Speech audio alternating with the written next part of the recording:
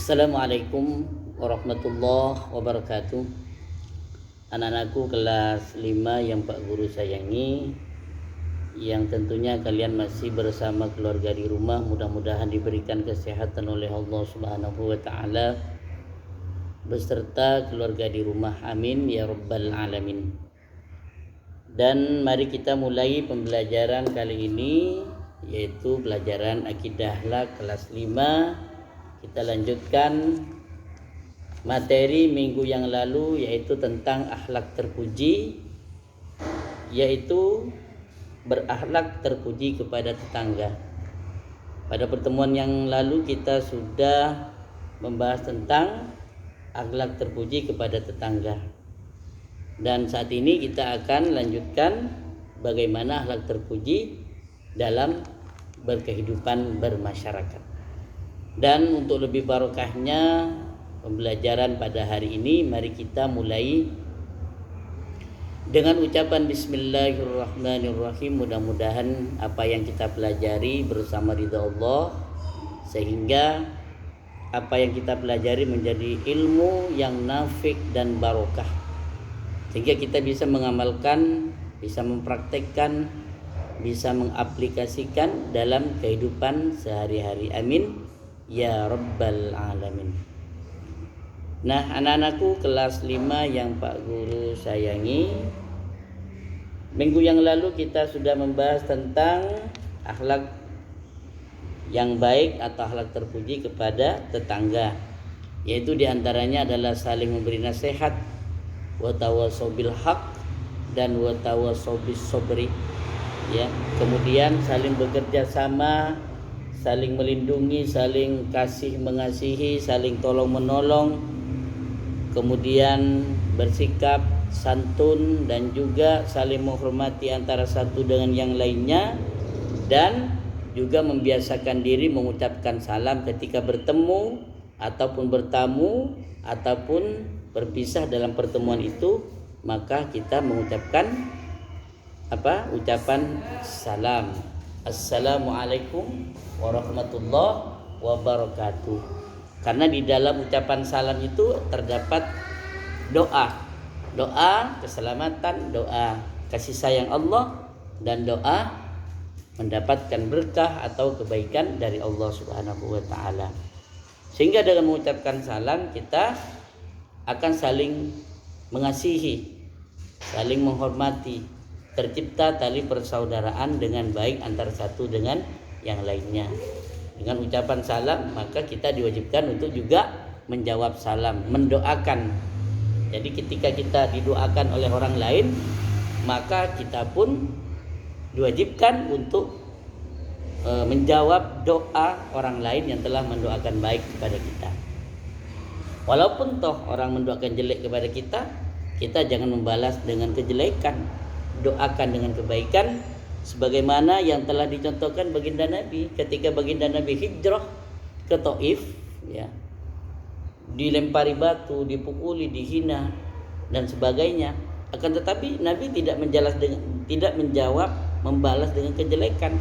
Justru baginda Nabi membalas dengan doa, mudah-mudahan diampuni oleh Allah dosa-dosa orang Taif dan mendapatkan hidayah, mendapatkan keselamatan. Itulah sikap baginda Nabi yang harus kita tiru. Ketika ada orang lain menjelekkan kepada kita, mendoakan jelek kepada kita, maka kita balas dengan doa yang baik. Apalagi orang lain mendoakan baik kepada kita, maka kita juga harus lebih mendoakan baik kepada orang tersebut. Harus memberi balasan yang terbaik kepada orang lain untuk mengikat tali persaudaraan di antara kita. Dan juga kita harus menjaga aib atau kekurangan orang lain, jangan sampai dibicarakan kepada orang lain, yang kita sebut dengan ghibah, ya. Atau itu kalau benar, kalau salah namanya fitnah.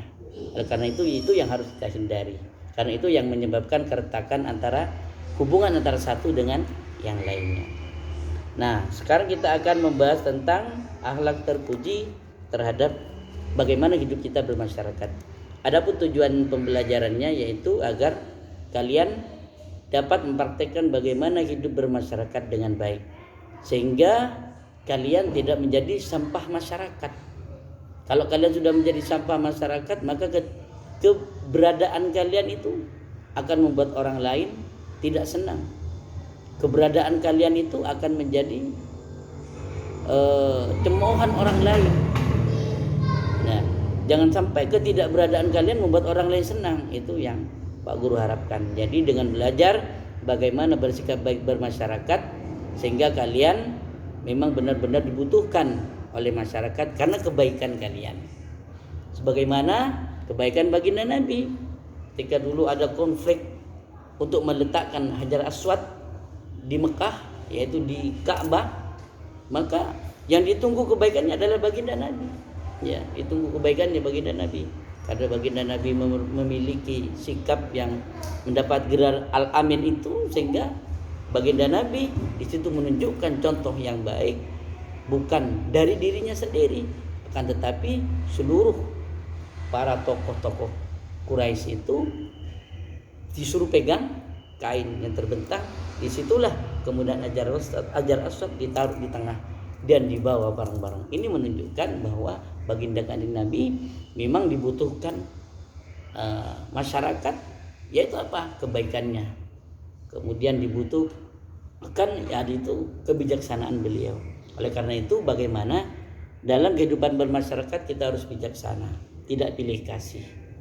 Nah, masyarakat, kita tahu dulu apa masyarakat itu. Masyarakat itu kumpulan dari berbagai keluarga. Ya, jadi berbagai kumpulan keluarga di suatu daerah, ya misalnya keluarga si A, si B, si C, itu berkumpul bareng-bareng, kumpul jadi satu keluarga. Kumpulan dari keluarga menjadilah di situ RW atau RT. Kumpulan dari RT itu dinamakan kampung, atau di sini dikatakanlah banjar-banjar atau juga bendesa. Kumpulan bendesa-bendesa dari berbagai banjar itu dinamakan dengan lurah atau desa. Kumpulan dari desa-desa itu namanya kecamatan. Kumpulan kecamatan-kecamatan itu namanya kabupaten. Kumpulan kabupaten-kabupaten itu namanya daerah, yaitu provinsi. Nah, di situ kumpulan dari provinsi, maka disitulah disebut dengan negara. Ini yang dimaksud dengan masyarakat. Ya, tergantung wilayahnya masing-masing, dan namanya juga ada tingkatannya masing-masing. Dan bagaimana ketika kita berkumpul di masyarakat, kita harus banyak memberikan contoh teladan kepada yang lain. Artinya kita harus bisa memberikan contoh teladan yang baik, sehingga kita tidak menjadi sampah masyarakat, sehingga keberadaan kita memang dibutuhkan oleh masyarakat. Dan tentunya di masyarakat itu banyak perbedaan, apalagi di Bali. Kalau di Bali ini banyak para pendatang dari berbagai daerah. Tentunya setelah kita berkumpul dengan para pendatang dari berbagai daerah, tentunya di situ akan beda suku, ya, beda adat istiadat pasti, berbeda agama. Kemudian kalau sudah berbeda adat, berbeda bahasa, mungkin kebiasaan, pakaian adat dan sebagainya, dan bahkan status sosial pasti berbeda. Jenis pekerjaannya pun berbeda. Ada yang menjadi pegawai bank, ada pegawai swasta, ada jadi guru, ada polisi, TNI, Polri dan sebagainya. Di situ kumpul menjadi satu, disitulah masyarakat. Makanya kita harus cerdas bagaimana kita harus memberikan contoh yang baik, bagaimana bermasyarakat dengan baik. Nah, tentunya yang penting di situ yang diajarkan oleh akidah akhlak, ya, yang dicontohkan oleh baginda Nabi, bagaimana kita hidup bertoleransi, utamanya ketika toleransi agama. Sehingga dengan sikap kita toleransi terhadap agama yang lain, maka itu akan menciptakan perdamaian walaupun kita berbeda agama. Contoh diantaranya toleransi adalah kita tentunya tidak mengganggu ketika orang lain, umat yang beragama lain sedang beribadah. Dan kita tidak mencela ketika orang lain, umat orang lain yang berbeda agama itu sedang beribadah. Tentunya ibadah, kalau agama sudah berbeda, tata cara beribadah pun berbeda. Oleh karena itu kita harus hati-hati, jangan sampai sikap kita, perilaku kita membuat orang lain tersinggung. Ya, baik ketika melaksanakan ajaran agamanya atau pakaian yang dipakainya, jangan sampai membuat atau menyinggung agama lain. Ini yang dimaksud dengan toleransi, yaitu saling menjaga keamanan, saling menjaga kebersamaan, apalagi cara bagaimana orang lain beragama. Itu yang dimaksud dengan toleransi. Dan kita tentunya harus saling menghormati, karena di antara kita di negara Indonesia ini, bahkan di daerah kita, di lingkungan kita, di masyarakat kita, itu berbeda. Selain berbeda agama, juga berbeda mata pencaharian, status sosial. Oleh karena itu kita harus hati-hati ketika berbicara, jangan sampai menyinggung orang lain, perasaan orang lain. Karena semua dari status sosial yang berbeda itu tidak dibeda-bedakan oleh Allah. Yang dibedakan oleh Allah hanya la'allakum tattaqun. Di situ harus ada agar kita bertakwa. Jadi yang dilihat atqakum di situ, siapa yang paling dekat dengan Allah. Inna akramakum indallahi atqakum, di situ ini yang membedakan diri kita di sisi Allah. Jadi bukan pekerjaan, tapi karena takwanya kita kepada Allah. Ini yang membedakan antara satu dengan yang lainnya, bukan karena status sosial, bukan karena jenis pekerjaan, ya. Karena mungkin bekerja ada tetangga kita bekerja di pemulung, malah kita mencemooh ketika lewat di depannya atau berbicara di depannya, kita nutup hidung dan sebagainya. Itu tidak perlu, ya. Atau mungkin karena tetangga kita ada satu yang pemulung sehingga kita marginalkan, kita asingkan, atau tidak diajak bicara, tidak diajak untuk bergaul karena anaknya pemulung dan sebagainya. Itu tidak boleh. Bagaimana kita belajar bermasyarakat sehingga tidak membeda-bedakan agama, membeda-bedakan status sosial, pekerjaan, apapun itu. Karena di dalam Islam tidak ada sistem kasta. Tidak ada orang kaya, miskin, pengusaha, semua sama, ya. Semua sama. Orang kaya kumpul dengan orang yang miskin, pejabat kumpul dengan rakyat biasa. Itulah yang diajarkan oleh baginda Nabi Muhammad SAW. Bagaimana kita menempatkan diri kita sehingga diri kita tidak menciptakan perbuatan yang dapat menyakiti orang lain, perasaan orang lain. Kemudian di sini di buku dijelaskan bagaimana kita bertoleransi, saling menghormati, saling menghargai, saling tolong menolong. Jadi ketika ada tetangga kita di sekitar rumah kita kemudian minta tolong, walaupun berbeda agama tetap kita tolong, berkewajiban untuk menolong, menunjukkan, apalagi kita sebagai umat Islam bagaimana menunjukkan akhlak yang baik, makarimal akhlak, sebagaimana ditokan oleh baginda Nabi.